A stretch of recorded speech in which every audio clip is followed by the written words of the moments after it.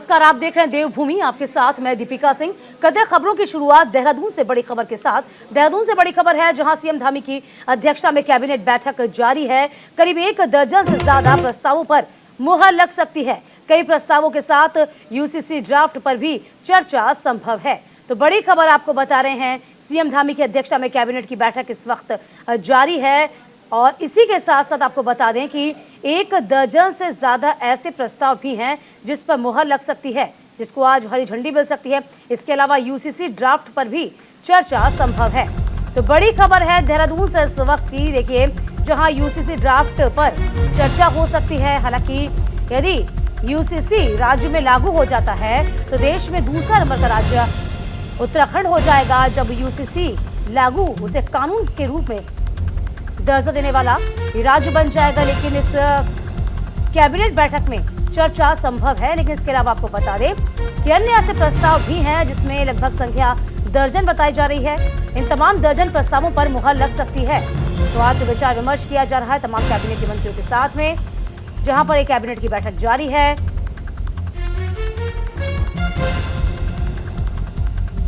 UCC draft पर भी चर्चा हो सकती है। सुरेंद्र ढाका हमारे संवाददाता इस पूरी खबर पर नजर बनाए हुए हैं। सुरेंद्र, देखिए, कैबिनेट की बैठक चल रही है। कहा जा रहा है कि तमाम ऐसे प्रस्ताव हैं, 1 दर्जन से ज्यादा प्रस्ताव हैं जिसको हरी झंडी आज मिल सकती है, मुहर लग सकती है। जरा प्रस्ताव बताइए, कौन कौन से प्रस्ताव हो सकते हैं। दीपिका, जो मीटिंग है कैबिनेट की, ये अब से कुछ ही देर पहले शुरू हुई है सचिवालय में, और इसमें लगभग सभी मंत्री और मुख्यमंत्री सब लोग पहुंच गए। सारे अधिकारियों का जो अमला है वो पहुंच गया है, और लगभग आज 1 दर्जन से ज्यादा प्रस्तावों पर मोहर लगने की चर्चाएं चल रही हैं। और ऐसी उम्मीद की जा रही है कि लगभग 1 दर्जन प्रस्तावों पर मोहर लग जाएगी सरकार की, क्योंकि अभी 4 दिन मुख्यमंत्री दिल्ली में रहे हैं। लगातार केंद्रीय नेतृत्व से बात की है, जो आप बात कर रही थी यूसीसी को लेकर।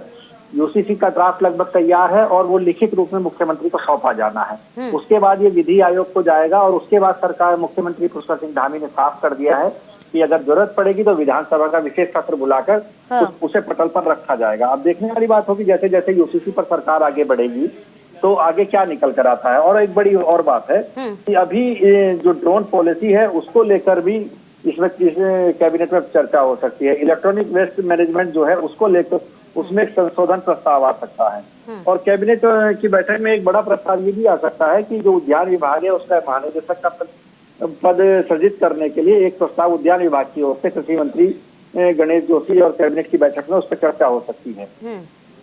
और जिस तरह लगातार महिला सशक्तिकरण की आप बात कर रही थी, महिला सशक्तिकरण पर एक महिला विकास मंत्री हैं रेखा आर्य, वो महालक्ष्मी किट की योजना के विस्तार के संबंध में इसका प्रस्ताव रख सकती है। राशन कार्ड धारकों को सरकार ये तय करने जा रही है कि 50% सब्सिडी पर चीनी और नमक देने का प्रस्ताव इस कैबिनेट में आ सकता है। दीपिका, राजकीय अस्पताल और मेडिकल कॉलेज का जो पंजीकरण शुल्क को, जो दोनों का अलग अलग शुल्क है, उसको भी बराबर करने की तैयारी सरकार ने कर ली है। और इस कैबिनेट में उम्मीद की जा रही है कि वो भी आ जाएगा। विशेष जो स्पेशलिस्ट है डॉक्टर, उनकी भी बात की जा रही है, जो अपने सुपर स्पेशलिटी का कोर्स किए हुए हैं, उनको लेकर एक प्रस्ताव इस कैबिनेट में आ सकता है। और डॉक्टर्स का अलग अलग कैडर बनाने की सरकार इसमें प्रस्ताव ला सकती है, और उसकी तैयारी में सरकार काफी समय से लगी है। दीपिका, प्रदेश के 3 जिले हैं, उनमें कैथ लैब बनाने का एक प्रस्ताव भी इसमें रखा गया है, क्योंकि स्वास्थ्य विभाग लगातार चर्चाओं में रहता है उत्तराखंड में, और पहाड़ी जिलों में जिस तरह की स्वास्थ्य व्यवस्थाओं में दिक्कतें हैं उनको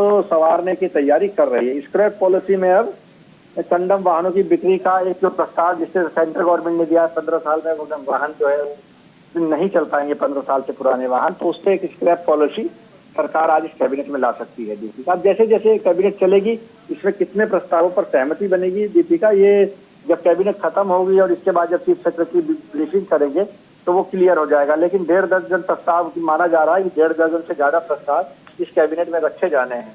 दीपिका, चलिए सुरेंद्र, बहुत शुक्रिया आपका। ऐसा खबर पर आप नजर बनाए रखिएगा, आगे भी मैं आपसे जुड़ूंगी। बहुत शुक्रिया आपका।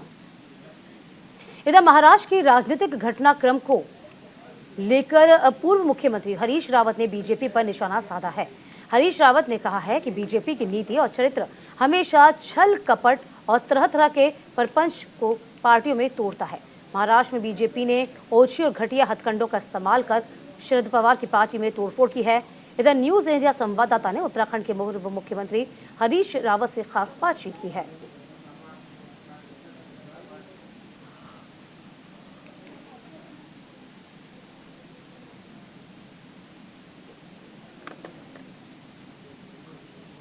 महाराष्ट्र में जिस तरह घटनाक्रम बदला है, महागठबंधन पर कितना फर्क पड़ेगा? जनता से जो हमारा गठबंधन है वो इससे और पुख्ता होगा, क्योंकि एक बात इससे सिद्ध हो गई है कि भाजपा के भ्रष्टाचार के मानक बिल्कुल झूठे हैं।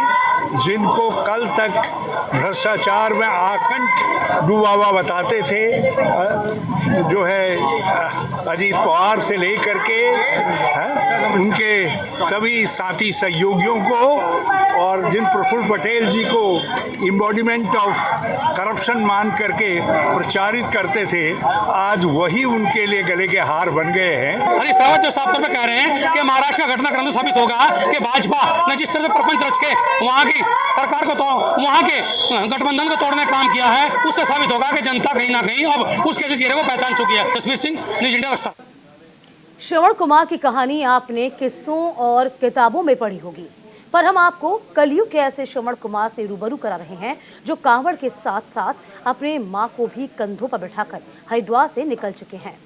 वैसे तो कांवड़ यात्रा के दौरान करोड़ों शिव भक्त आते हैं और अलग अलग तरीकों से जल और कांवड़ लेकर अपने अपने स्थान तक पहुंचते हैं, पर उत्तर प्रदेश के कैराना के दो भाई अपनी मां को कांवड़ में बिठाकर हरिद्वार से अपने स्थान के लिए निकले हैं।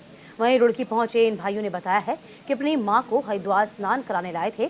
वह 3 जुलाई को हरिद्वार से निकले और 15 जुलाई तक अपने घर पहुंच जाएंगे। हमारे दिल में मन कर रहा था जी, हमारे मन कर रहा था हम अपने मम्मी पापा को हरिद्वार घुमा कर लाए, हमारे दिल के शौक पूरा हो जाए जी। सुकून तो बड़े सुकून दे रहा है जी।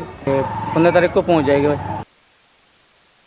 हमारी मनोकामना नती है, मतलब खुशी थी, मतलब हमारी मम्मी जो है जमुना जी ने वहाँ कर 3 तारीख में चले थे 8:30 बजे। हम ख्याल 2 भाई हैं सके, और जी भाई का लड़का है, एक बहन का लड़का है। भाई दिल की इच्छा थी, मतलब अपनी माता जी को हम हड़की पूरी हिला के लाए, मतलब हम भी कुछ कष्ट करें, मतलब अपनी माता जी के लिए। तो जितना माता जी का वेट है उतना ही चले आप।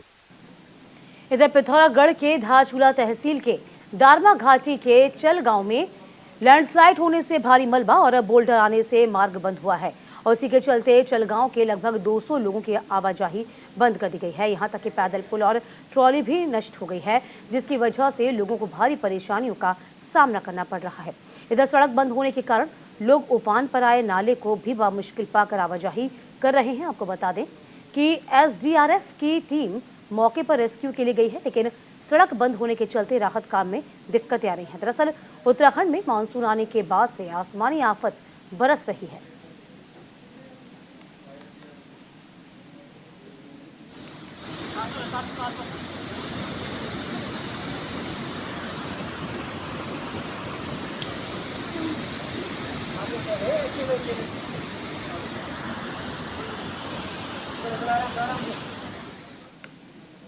खबर लक्सर से है, जहां कांवड़ यात्रा के चलते भी परिवहन विभाग एक्शन मोड में नजर आ रहा है।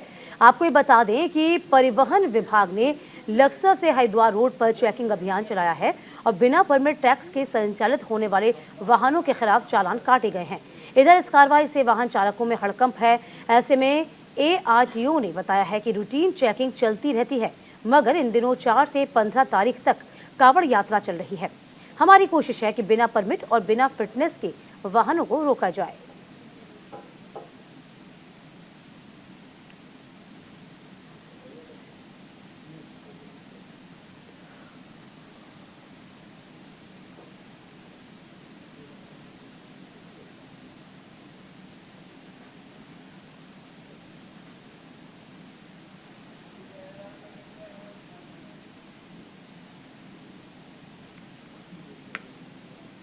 कई वाहनों की रूटीन चेकिंग चलती रहती है, लेकिन चूंकि अभी 3 तारीख से और 15 तारीख तक कांवड़ यात्रा के दौरान भी हमारा ये प्रयास है कि बिना परमिट और बिना फिटनेस के वाहनों को जो है कम हम रोकें, क्योंकि कांवड़ में अत्यधिक मात्रा में दूसरे राज्यों से वाहन आते हैं और जो परमिट शर्तों का उल्लंघन करते आते हैं। तो हमारा प्रयास ये है कि इस प्रकार के वाहनों पर रोकथाम लगाई जाए।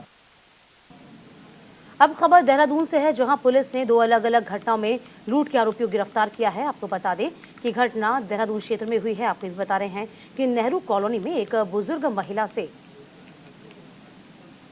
सोने की चेन लूट कर 2 आरोपी फरार हो गए थे। वहीं दूसरी घटना कोतवाली डालनवाला क्षेत्र की है, जहां पर बैंक से पैसा निकालकर अपने घर जा रही एक महिला को 35,000 रुपए की दिन दहाड़े लूट की गई थी। वहीं इस दोनों वारदातों में पुलिस ने 3 लोगों को गिरफ्तार किया है। फिलहाल पुलिस आरोपियों से पूछताछ में जुटी हुई है। एक यहाँ देहरादून में ही एक अकाउंटेंट मकिन डेवलपर्स प्राइवेट लिमिटेड कंपनी है, उसका एमडी साहब हैं। तो एमडी साहब के भतीजा बन करके उनसे 9,80,000 और 602 रुपया की ठगी हुई है। उनका भतीजा बनकर किसी ने कहा कि मेरे को पैसा चाहिए, उन्होंने पैसा डाल दिया। जब उन्होंने अपने भतीजे को कॉल किया तो पता लगा कि जो है ये तो किसी ने जो है साइबर ठगी कर दी। तत्काल जो है हमारी साइबर सेल में आकर उन्हें सूचना दी और हमारी टीम ने लग करके उसको एक रिकॉर्ड टाइम में वो पूरा पैसा को होल्ड करा कर कंसर्निंग बैंक के माध्यम से संपर्क करके होल्ड करा करके वो पैसा रिकवर करा लिया है। मेरा सभी लोगों से निवेदन है, कृपा करके किसी प्रकार का लोभ प्रलोभन के चक्कर में न रहिए। ऑनलाइन शॉपिंग आप कर रहे हैं, ऑनलाइन अगर कोई चीज़ किसी चीज़ को डाउनलोड कर रहे हैं, बहुत ही सावधानी बरतने की ज़रूरत है। और अपने जो सीक्रेट नंबर्स हैं, आपके जो इन्फॉर्मेशन है, कृपा करके इसके साथ शेयर मत करिए। गंगोली हाट के राजकीय प्राथमिक विद्यालय अनर गांव में स्कूली बच्चे मौत के साए में पढ़ने को मजबूर हैं। आपको बता दें कि प्राथमिक विद्यालय अनर गांव का भवन 5 साल पहले लोक निर्माण विभाग बिरीनाग ने ध्वस्त कर दिया था, लेकिन आज तक इसी भवन में बच्चे पढ़ने को मजबूर हैं। इस स्कूल की हालत को देखते हुए अभिभावकों ने यहाँ पर बच्चों को भोजन भेजना बंद किया है। इसके लिए यहाँ पर लगातार छात्रों की संख्या घटती भी है। फिलहाल अभी यहाँ पर 6 बच्चे हैं जो पढ़ने के लिए आते हैं। इधर स्थायी शिक्षक तक नियुक्त नहीं किए गए हैं।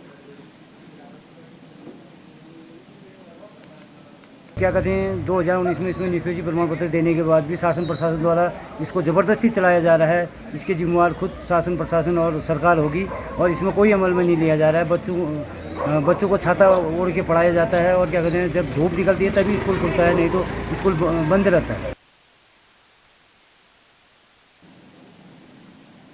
खबर लक्सर से है, जहां भारी बारिश से लक्सर के कई इलाकों में, साथ ही नगर की पुलिस थानों में भी बारिश का पानी भर जाने से थाना तालाब बन गया है। इधर पुलिस कर्मियों ने आनन फानन में वायरलेस सेट और तमाम सरकारी दस्तावेज बचाए, लेकिन काफी सामान पानी में डूबकर खराब हुआ। आपको तस्वीरों में हम दिखा सकते हैं कैसे पुलिस कर्मी थाने से बरसाती जो पानी है उसको निकाल रहे हैं, उसकी जद्दोजहद में जुटे हुए हैं।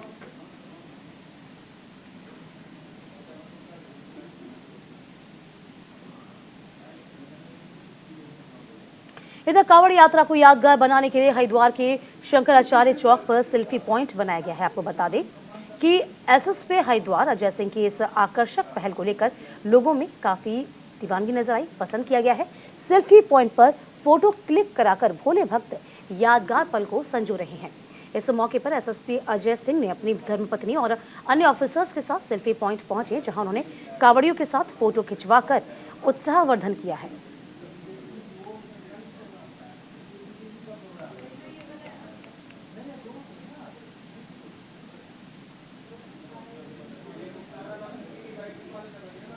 हरिद्वार में देश की सबसे बड़ी कांवड़ यात्रा चल रही है, जिसमें करोड़ों की संख्या में कांवड़िए वाहनों से अपने अपने स्थानों की ओर रवाना हो गए हैं। वहीं इतनी भारी संख्या में वाहनों के आने पर जिला प्रशासन के द्वारा कई जगह पार्किंग की व्यवस्था की गई है, लेकिन लगातार बारिश होने के कारण जल भराव की स्थिति उत्पन्न हो गई है।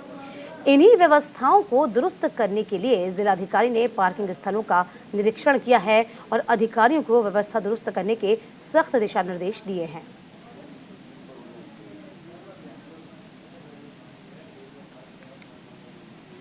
बारिश हो रही है 160 mm 66 mm के बाद बारिश हुई है, तो बैरागी कैंप पे जहाँ मेन पार्किंग होती है डाक कावड़ी होती है, तो वहाँ पे लगातार पानी भर रहा है। तो इसकी प्रॉपर इसका निकासी हम लोग तैयार कर रहे हैं, यूम पाइप वगैरह डलवा के। पहली बार हम ये नहीं चाहते कि 11 के बाद जब डाक कावड़ी आए हैं तो यहाँ बिल्कुल भी जल भरा हो। इधर कुमाऊं के ज्यादातर हिस्सों में भारी बारिश को लेकर ऑरेंज अलर्ट जारी कर दिया गया है। आपको ये भी बता दें कि भारी बारिश से कुमाऊं में जनजीवन बेहद अस्त व्यस्त है। इधर आज 4 जिलों के सभी स्कूलों को बंद कर रखा है।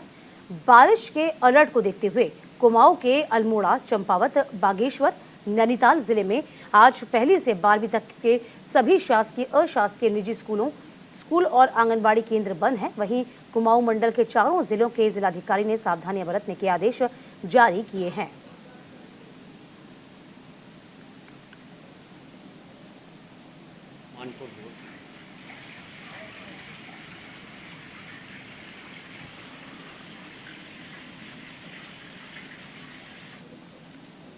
उत्तराखंड में 2023 और 24 शैक्षणिक सत्र के स्कूल खुल गए हैं और पाठ्यक्रम भी शुरू कर दिया गया है, लेकिन प्रदेश में पर्वतीय और मैदानी क्षेत्रों में कई स्कूलों में बिल्डिंग की हालत बेहद बदतर है। इनकी मरम्मत के लिए अधिकारी पिछले 3 महीने से सिर्फ कोशिश ही कर रहे हैं। मानसून की शुरुआत में ही पूरे प्रदेश में जगह जगह जलभराव जैसी समस्या लोगों के लिए परेशानी का सबब बनी है। ऐसे में खतरा उन बच्चों पर भी मंडरा रहा है जो पढ़ने के लिए जर्जर हालत में पड़ी बिल्डिंग्स में बैठने को मजबूर हैं। हालांकि 2-3 महीनों से अधिकारियों ने 500 ऐसे स्कूलों को चिन्हित किया है जहां मरम्मत की जानी है। वहीं शिक्षा महानिदेशक बंशीधर तिवारी ने कहा है कि प्रदेश में 16,500 स्कूल हैं जिनको अलग अलग कैटेगरी में बांटा गया है और इसी सूची में भी सी कैटेगरी वाले 400 स्कूलों में मरम्मत का काम किया जाना बाकी है।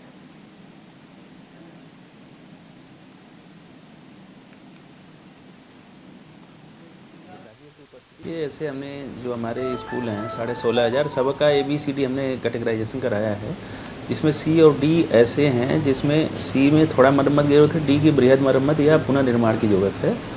ऐसे हमने लगभग 500 विद्यालय चिन्हित किए हैं और उसका हमने DPR बना लिया है, उनकी मरम्मत की कार्रवाई कर रहे हैं। जहाँ तक क्षतिग्रस्त भवनों में पढ़ाई की बात है तो ऐसे जो कक्ष हैं उसमें मना किया हुआ है। एक ही स्कूल की जो अच्छी बिल्डिंग है सारे बच्चे उसमें बैठाएंगे। इधर चमोली में देर रात से लगातार भारी बारिश हो रही है। इसी के चलते बद्रीनाथ राष्ट्रीय राजमार्ग छिनका में भूस्खलन के चलते बंद हुआ है। गढ़वाल और कुमाऊं को जोड़ने वाला हाईवे भी थराली में भूस्खलन के चलते बंद पड़ा है। साथ ही चमोली जनपद की 18 ग्रामीण क्षेत्रों को जोड़ने वाली 18 सड़कें भी बंद हैं। संभावित विभागों को हाईवे खोलने के लिए निर्देशित किया गया है। हाईवे खोलने के कार्य में जुटी हुई हैं तमाम मशीनें। इस दौरान चारधाम यात्रा पर आए श्रद्धालुओं को सुरक्षित स्थानों पर रोका गया। इधर डीएम हिमांशु खुराना का कहना है कि प्रशासन पूरी तरह से अलर्ट मोड पर है।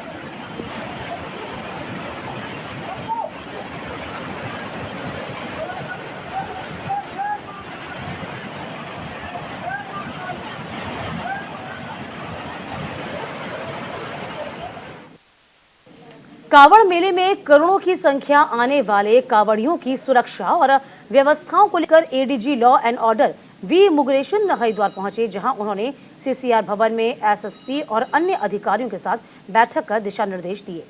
वहीं कांवड़ मेले की ड्यूटी में लापरवाही बरतने पर 4 पुलिसकर्मियों को भी निलंबित किया गया है। साथ ही साथ 11 पुलिसकर्मियों को उत्कृष्ट कार्य करने पर सम्मानित किया गया।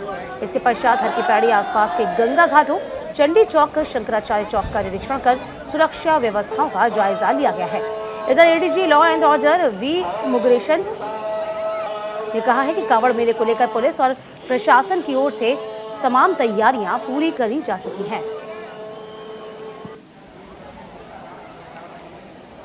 मेला को लेके हमारा पुलिस प्रशासन और प्रशासन प्रदेश सरकार बहुत सारा तैयारियां कर ली है। पर्याप्त पुलिस फोर्स तैनात कर ली है। सभी फोर्स को ब्रीफिंग भी हो गया है। हमारा रिक्रूट्स और SDRF का टीम भी लगी है। अभी हमने कांवड़ जो नहर पटरी है उसको हमने देख भी आए हैं। कांवड़ लोग बड़ी कुशलता से जा रहे हैं। हमारी उम्मीद है कि मेला अच्छा सब कुशल संपन्न हो। तैयारी है भाई, पिछले साल से इस साल ज़्यादा कांवड़, डाक कांवड़ भी आने का उम्मीद है। उसे लेके हमारा सतर्कता और पुलिस फोर्स के ट्रेंड के साथ तो हमारी ड्यूटी में लापरवाही बरतने वाले हैं 4 हमारे कर्मचारी हैं। एक पिथौरागढ़ का है, एक हरिद्वार का, 2 देहरादून का है। उन्होंने निलंबन भी कर दी गई है और कुछ अच्छे कार्य किए हैं, उनके कर्मचारियों को पुरस्कारित भी कराया गया। इधर अमरनाथ यात्रा से जुड़ी हुई बड़ी खबर आपको बता दें, जहां खराब मौसम के चलते अमरनाथ यात्रा पर रोक लगा दी गई है। बालटाल और पहलगाम में रोक लगा दी गई है। बड़ी खबर है, जहां अमरनाथ यात्रा में रोक लगाई गई है, बालटाल में रोक लगा दी गई है। इसी के साथ साथ खराब मौसम के चलते अमरनाथ यात्रा पर रोक लगा दी गई है। फिलहाल अभी जो श्रद्धालु हैं उनको बालटाल और पहलगाम में रोक लिया गया है। यात्रा को रोका गया है क्योंकि मौसम लगातार खराब बना हुआ है। और आपको याद होगा कि चारधाम यात्रा भी खराब मौसम के चलते रोकी गई, कई बार रोकी गई है। चूंकि लैंडस्लाइड होता है, मौसम खराब बना होता है, जो कि सुरक्षा के लिहाज से ठीक नहीं होता।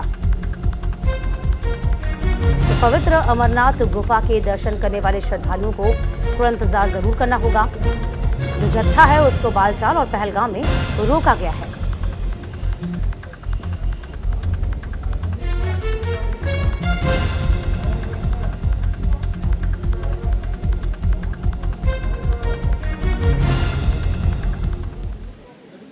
और इसी के साथ देवभूमि में अभी के लिए बस इतना ही।